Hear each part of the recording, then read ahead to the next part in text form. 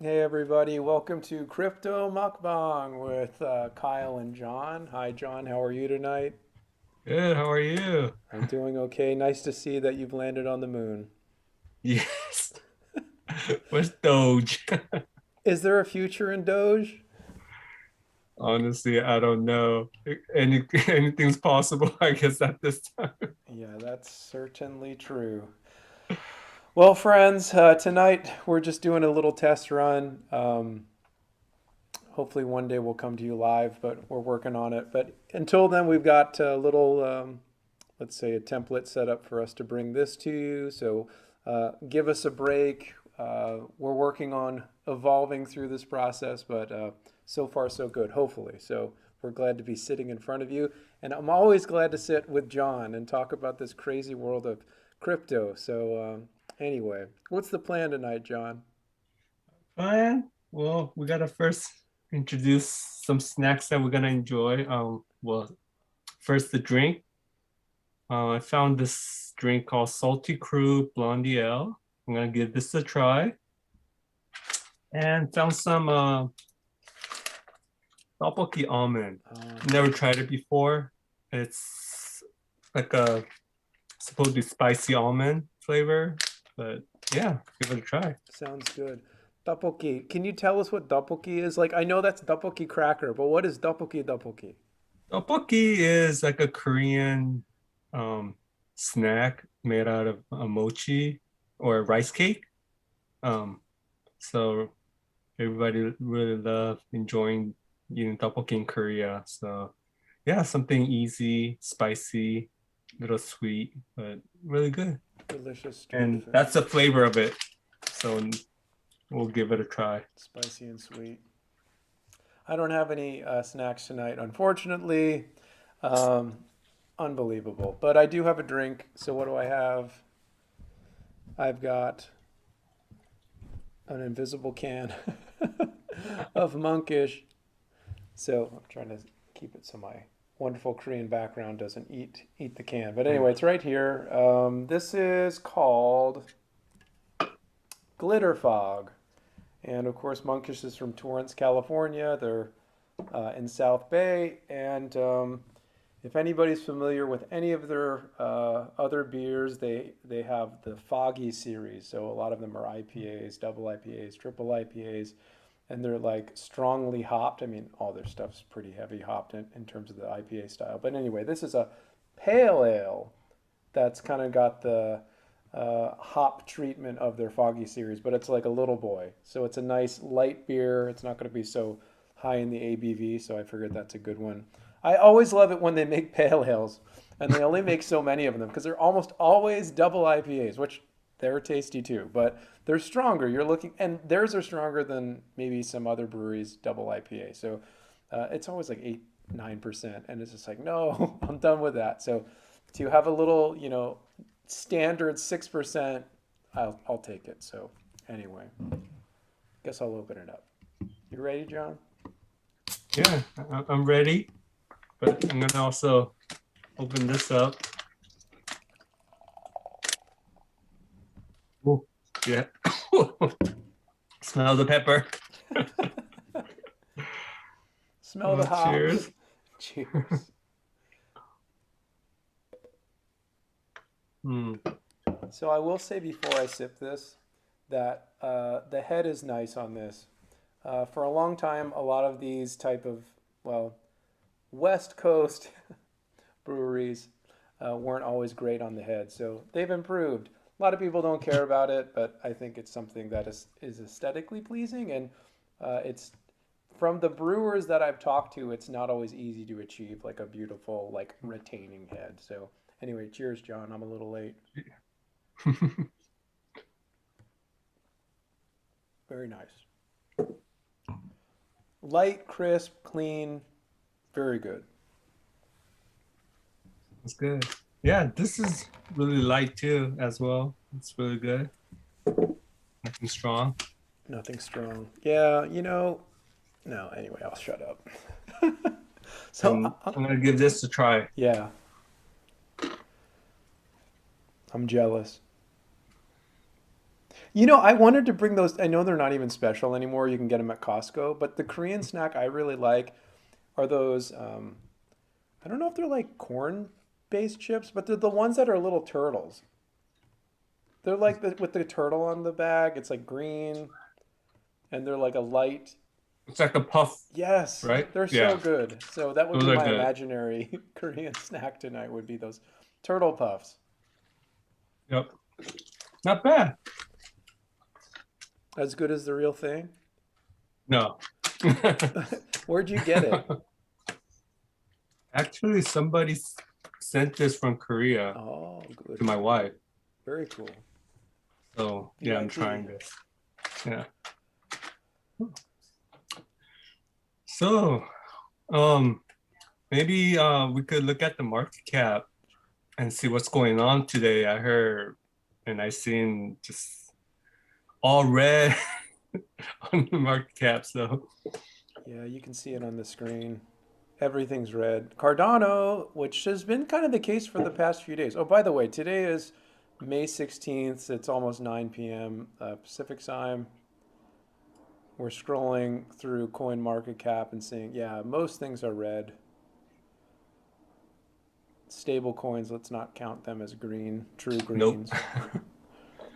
Yeah, Binance USD, Uh, USDC. So what do you so think's going on Bitcoin. with this, John? What the heck? I mean, everything's red. I don't know if there's any panic sell because what Elon Musk tweeted, but Bitcoin is down to 43,000. That's pretty crazy.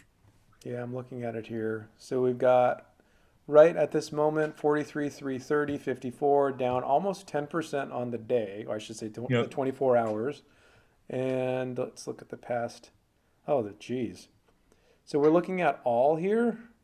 And yeah, there's a pretty big, nice hook now at the top of the entire historical chart. Let's look at the last month. Yeah, it's a green month. 3 months we should still be up. Oh, 3 months is red, and then we're up pretty generously, of course, on the year. But yeah, that's pretty wild. Yeah.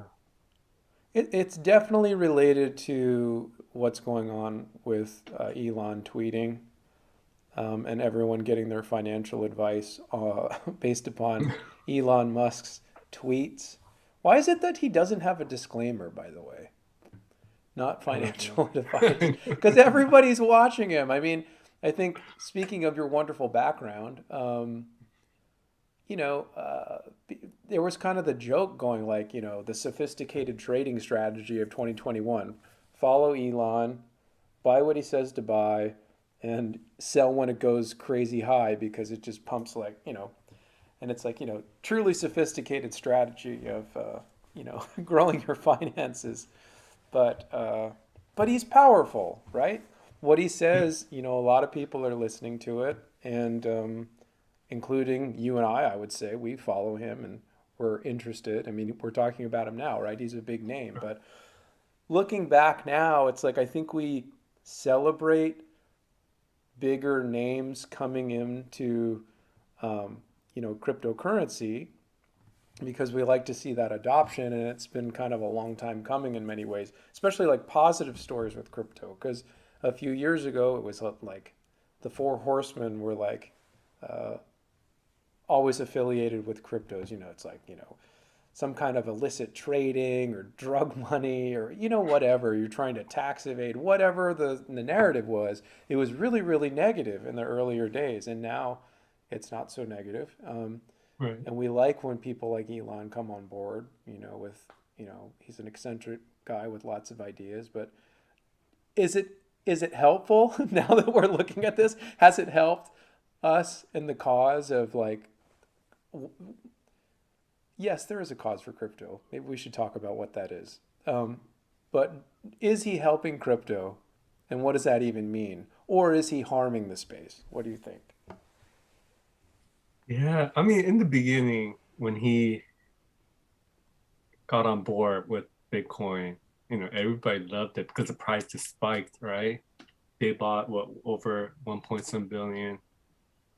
Um, so that helped. But now I don't know. I don't know what he's thinking, what his, motive is, what he's trying to do, you know, just bringing even Doge into the picture. So yeah. Well, he's talking to the developers now. That's his later tweets. Talk to the developer at Doge is something like that. And the funny thing is, it's like, do they even have developers? Well, they said they had one. One, okay. So developer. Right. Unless he start, putting some people or paying some people. I don't know. Yeah, there's no developer really. Unless now, because of him, there's some developer that's gonna join. But yeah, I don't know where Doge is gonna honestly go. But I mean, I did hear that Mark Cuban from Dallas Maverick, he accepts Dogecoin to purchase, I guess, their products. So Hmm. that's a start. So if there's other companies or other brand that willing to accept Doge, Hmm. I guess that's where it's gonna start. Yeah, I know that I'm bringing. I just brought the tweet up on the screen, John, from May 12th. Elon Musk. Tesla has suspended vehicle purchases using Bitcoin. We are concerned about rapidly increasing use of fossil fuels for Bitcoin mining and transactions, especially coal, which is the worst emission of any fuel. Cryptocurrency is a good idea on many levels, and we believe it has a promising future, but this cannot come at a great cost to the environment. Tesla will not be selling any Bitcoin, and we intend to use it for transactions as soon as mining transitions to more sustainable energy. We are also looking at other cryptocurrencies that use less than 1% of Bitcoin's energy per transaction. 77.9 thousand retweets, 49,000 quoted tweets, about 500,000 likes. So that's a pretty big statement. And I think it's interesting to look at like what is he saying. So he's definitely coming against Bitcoin on the basis of energy, right? Um, but he also says Tesla will not be selling any Bitcoin. So I think some Well, people really have a problem with that. Like, well, really? like, do we actually believe that? I mean, I guess we can't know. I mean, I don't know. I was thinking how many people really will use their Bitcoin to purchase a car. Um, because it is a store of value, right? So most people will hold on to it because they'll look back and say, I could have bought two or three Tesla with this. Right. Um, so yeah, I don't know if I mean he might have few that might purchase Tesla with it, but overall, I don't really see people really use Bitcoin to purchase Tesla. So, No, it was neat when he added it. I mean, I do like that. I'd like right, to see everybody, the more that we see Bitcoin being used as like a medium of exchange, albeit a slow and fairly right, expensive one, which I don't think is necessarily a bad thing. I still think there are pretty articulate people that uh,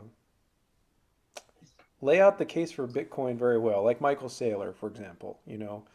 But I would agree with you, like, even though it's neat to see it on the website, like who's actually sending their Bitcoin to get a Tesla.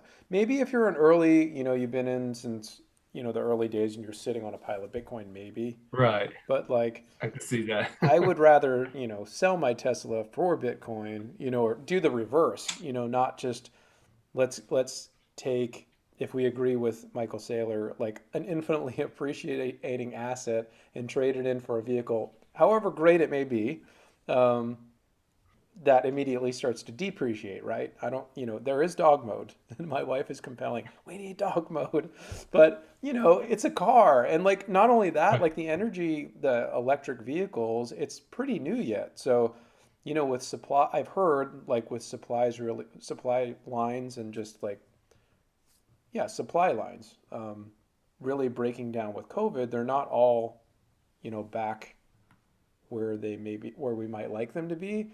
So even for like materials to keep that car operating, it's going to be harder to maybe to source those than for traditional gas vehicles, right? That comes with the Right. territory for anything new, right? And I do think we might see more of them over time. I mean, a lot of people are projecting by 2030, 2040, 50, most cars will be electric, right? I don't really have an issue with that. I could see the market adopting it over time and that being the case, but it's still very young. So that means it's going to cost more, and repairs aren't as easy, or just general maintenance isn't as easy as your Toyota, right? Right.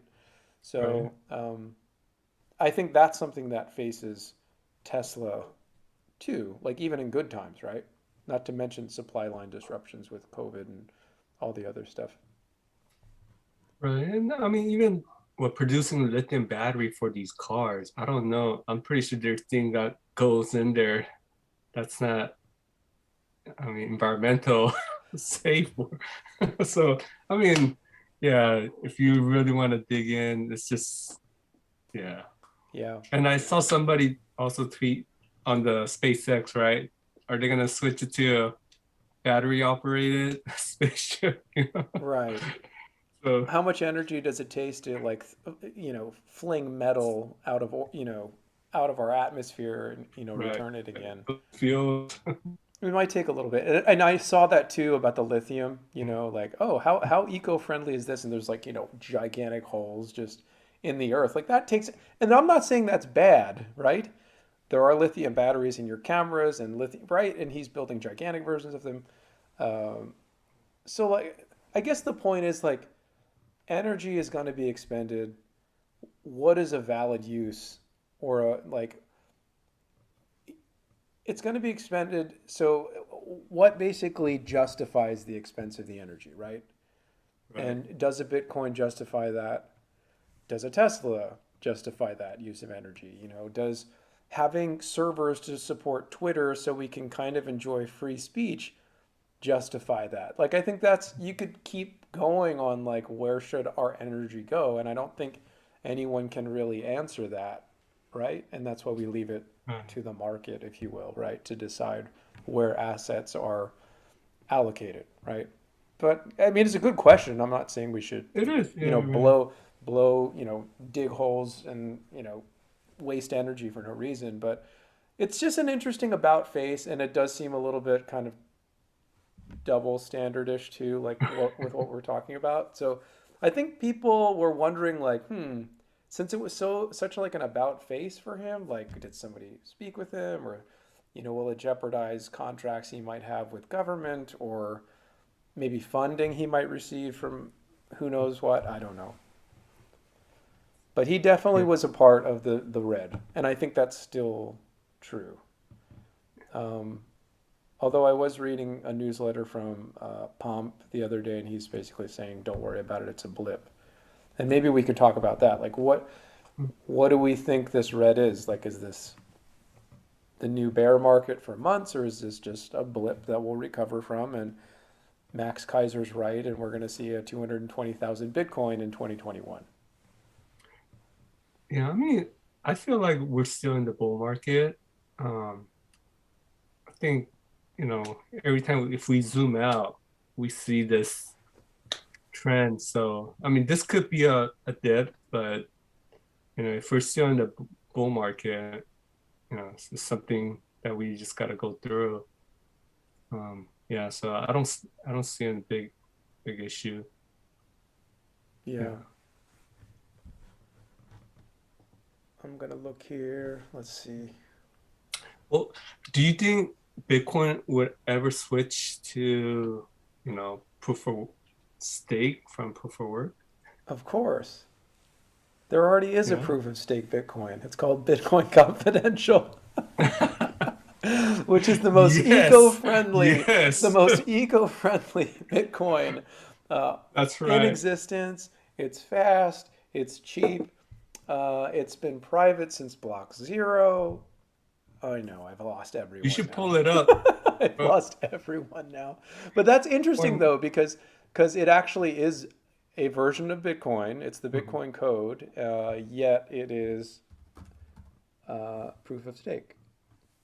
yep. I will pull it up. But okay, I don't want to muddy the waters and talk about, what's the real Bitcoin and Bitcoin Confidential is the real Bitcoin. Not going there. I'll leave that to Roger. Um, sorry. Yeah, let's look here. So here's Bitcoin Confidential at a 0.000356. And that's down too. That's down 10% today. Mm, Although, to be honest, the overall chart, with the exception of this past kind of week or so of real decline, the chart's actually looking quite nice. It's kind of like that wide mouth, and we're coming up the other side. mhm. Again, with the exception of the past, recent week or so, that actually looks really like it will keep moving up. But anyway, Bitcoin Confidential is a pretty fun one. And no, it's not, quote, the real Bitcoin. BTC is. I'm not arguing with that. But it is interesting that this is a version of Bitcoin that is proof of stake and very eco friendly if we want to go that way. But I don't think the real BTC will convert. I don't see that happening. Do you? Uh, I mean, I because the network tried to move the entire network to proof of stake, I think it's just gonna be pretty difficult. Yeah.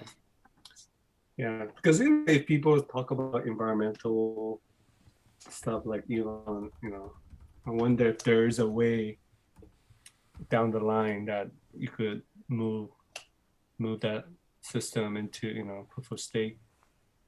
Not sure. Yeah. How's Ethereum doing being proof of stake? Well, I mean they started it, but they haven't transitioned the whole 2.0 yet. No, So no, it's even. I mean, just that it's not easy. no, it's not. So there's got to be a lot of ups and downs. And we have to see when that 2.0 fully release if it's gonna work. Yeah. I have Bitcoin Confidential actually pulled up behind us. I know I'm not the only fan of the project. You might be too. Do you want to share anything about Bitcoin Confidential, or should we move on? Well, I mean, we sent some transaction between, and I mean, it's so fast. It is. It So, is. yeah, and you could. It's private. This is. I mean, what? It has what was the was it the Zcash one or Monero? Monero. Yeah. Ring Monero, right? CT, Ring Ring, Confidential Transactions. That's right. right. Which is So interesting, if I might add. Ring CT was designed for Bitcoin. Bitcoin, right? Yeah, that's I remember. And that's pretty cool. So yeah, XMR uses it, and to be honest, maybe XMR is a sort of clone of Bitcoin. I'm not sure. And obviously, that's the heavy hitter in the privacy space. Um, but if you want to look like ignore market cap, ignore what you've heard like if you just want to compare them, like I think Bitcoin Confidential is pretty amazing in how it works and that it cannot be rolled back. Yeah. There was never a time when it was like open when um, XMR was. I've had different chain analysis reports saying that it can basically, you can expend enough energy and find what you want to find. That not everything is totally secure and private historically in that chain. And the same thing's true for Zcash. So the two really big ones, they're not so airtight. So I really think Bitcoin Confidential learned from that, and it literally is very, very airtight. Because it's always been mandatory private transactions.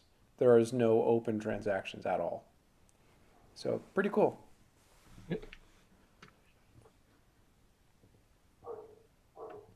So what do you think about Ethereum Classic? I think it went up quite a bit lately. which, to be honest, that makes me really happy. I I really like Ethereum Classic, although I haven't personally had any in quite some time. Where are they? Let me look. I have CoinMarketCap up again. They're number 18 now. Yeah, I used to mine Ethereum, Hmm. classic, Hmm. but since they had like at least two 51% attack, and I'm like, what's going When did those happen? on? Maybe last year. Really? I don't remember, but yeah, I can't remember exactly when, but yeah, they had 51% attack. So yeah, when you get those, I'm like, how safe is your network, right? What was the implications of those attacks? Like, how did it affect like Ethereum Classic, like token holders, or like what actually happened? Because obviously we That still have ETC. It's still right. around, right? It's still functioning and it's done very, very well. Although it's $84 as of today. Like last week, it was, I think, up to 120, wasn't it? Yeah, it was above 100. Let's look. But see, I don't know if there's Oh, it any hit real 134 consequence. on May 5th, $134.10. Yeah, That's that's amazing.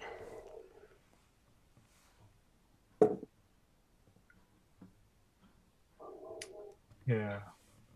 So there wasn't really any big consequences for the 51% attack? You know, I'm not sure. I can't remember right now, but Mhm. just I think they had at least two.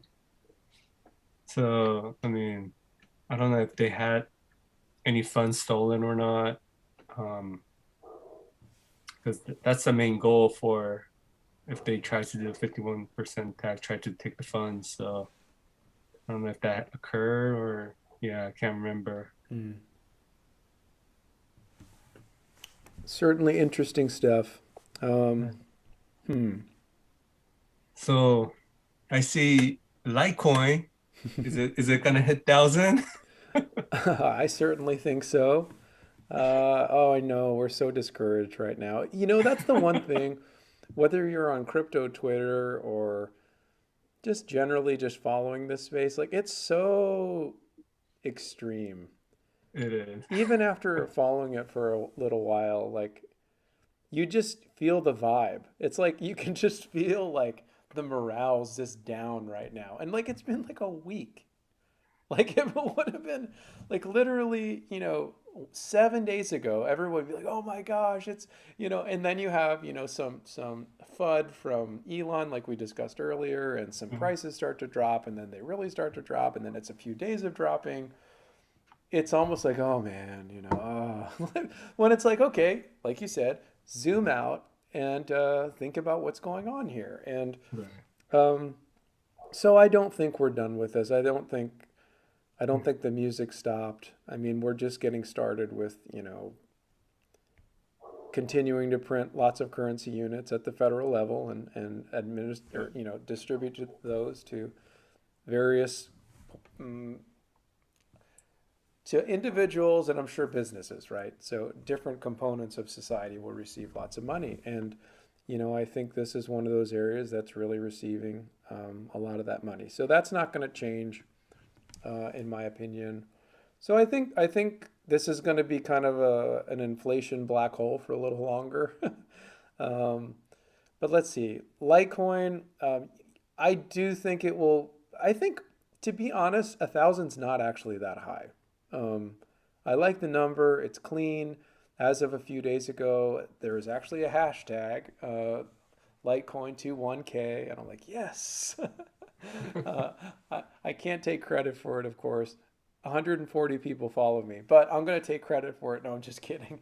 But I've been tweeting a lot about it, and a lot of people have retweeted and seem to agree that something's going to happen with Litecoin. And I just think,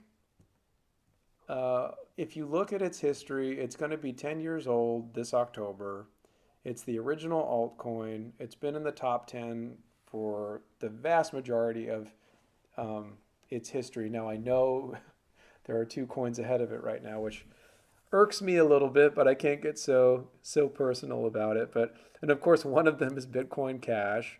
the most divisive version of Bitcoin that exists, that is basically doing what Litecoin has been doing since it was born, right? So let's talk about that a little bit. Okay, we have Bitcoin, the gold cryptocurrency, right? And then we have Charlie Lee in October 2011, coming up on 10 years, saying, hey, we love Bitcoin. Bitcoin's making the world better, but let's make a faster, cheaper, lighter version of it, you know? And it's not Bitcoin Lite, right? It's called Litecoin. It was never something to pull from Bitcoin or overtake Bitcoin. It's like a complement, right? Not a competitor. Right. And I just think that's a really beautiful thing. And I think that comes through with Charlie when you've seen him on major news networks to Zoom meetings with crypto clubs, whatever. Like he's very positive about Bitcoin and he sees Litecoin and Bitcoin kind of working together. And that's always what he intended. And I think it's true. Bitcoin can be gold, Litecoin can be the silver to Bitcoin's gold. And but if you look at Bitcoin Cash, it's we're the real Bitcoin. We want control. We want the branding. We are BTC, even though they're BCH. Like there's just all this foggy confusion and fighting, and it wasn't that friendly compliment. It Mhm. was we're here to win and destroy. And oh, another thing is like Litecoin is a script mine coin, not a SHA-256 mine coin. So that's another neat thing that actually prohibits Litecoin miners from ever attacking a Bitcoin miner or a Bitcoin mine to ever. You see what I mean? Like you can't.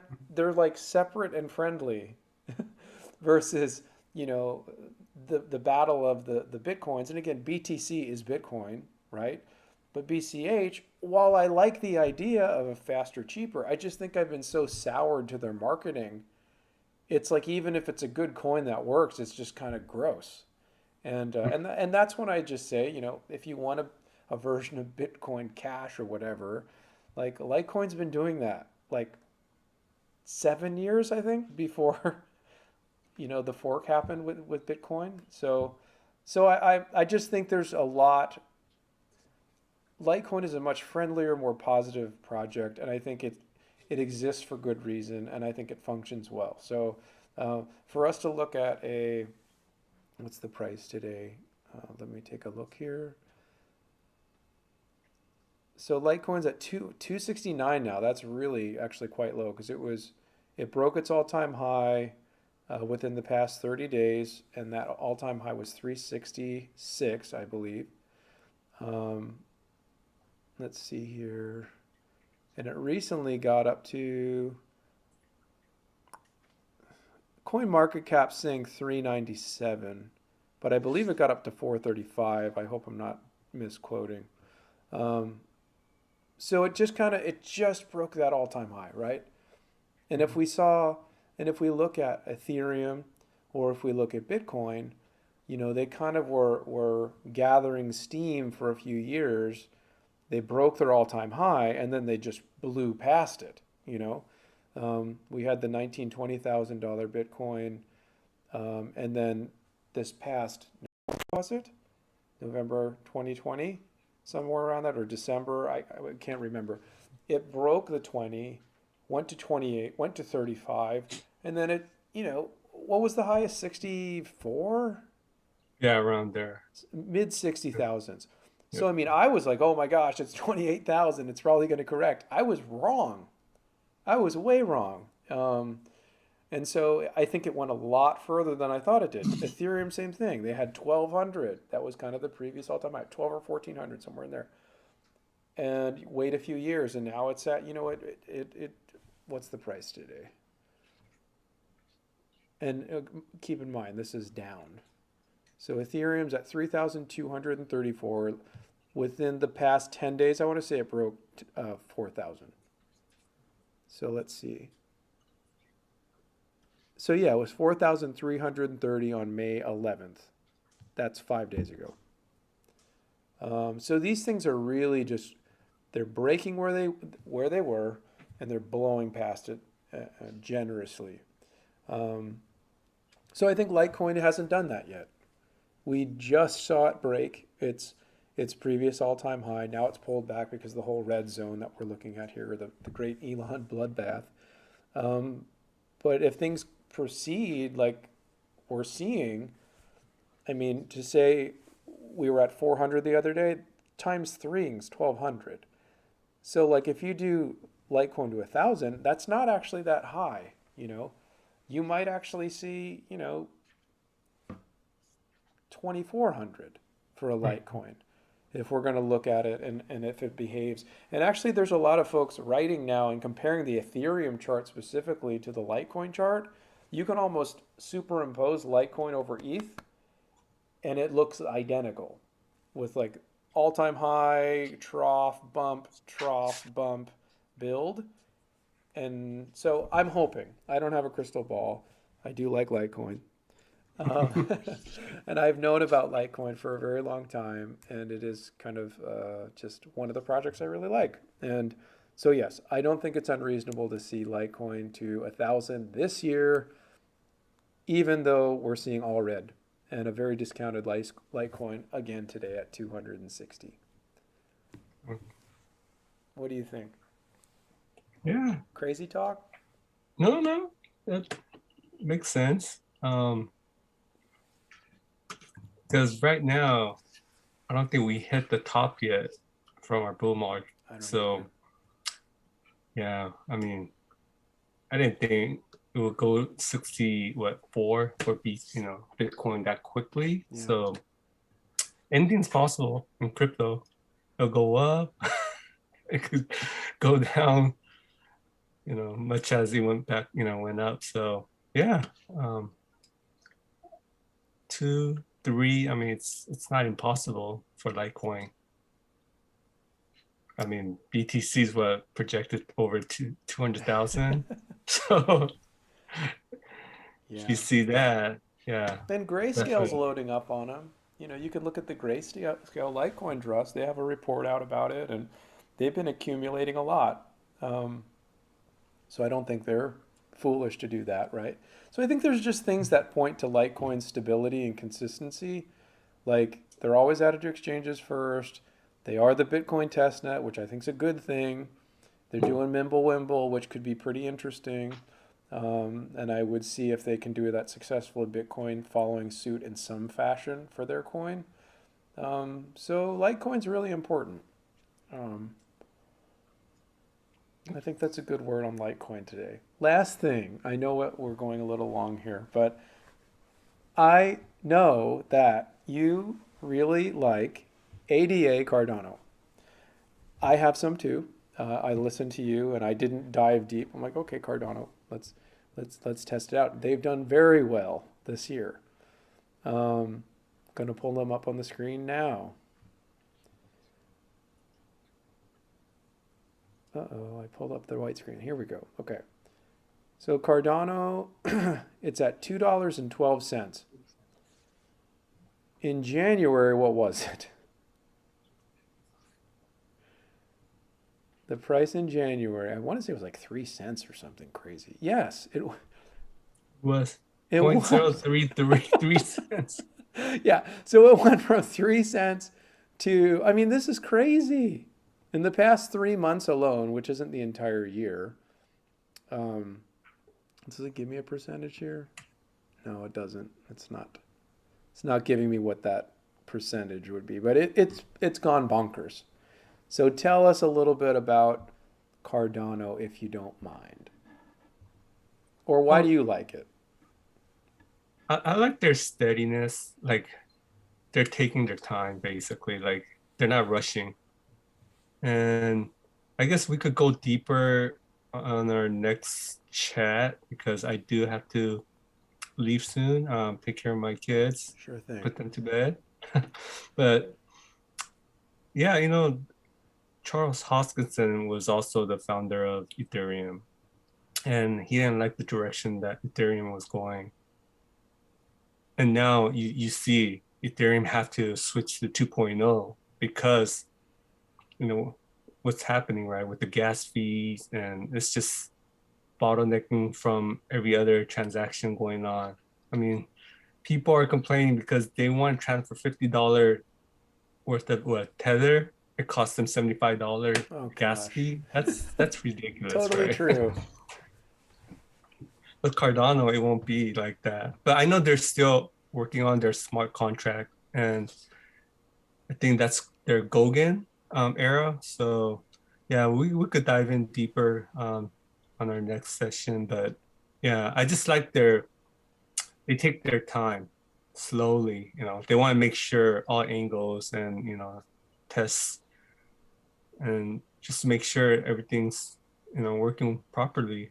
So Good deal. Yeah, yeah, that would be great. I think we should do that. You can take the spotlight and tell us a little bit more about Cardano, and yeah, I think that would be good. I think I'd appreciate that, and I think maybe a lot of people would enjoy hearing the details on that wonderful project that's totally blown us away. And maybe then, not now, we can talk about where do you think it'll go from yeah, here in terms of the price. But okay, we can wrap it up then. I think we're going on 40 minutes or so here. So, to anyone still here, we congratulate you and applaud you. We're grateful for you. Send us any comments you have. You can obviously follow us on Twitter. John and I both check that account, and let's just keep it rolling. So, we haven't done this in a few years. We never did this format of just kind of direct discussion, conference style. So, uh, that'd be nice if we keep doing it. So, and we'll bring more food into it, and hopefully David will come back and join us on a few episodes. Maybe we'll get some guests and chat about some different projects down the road.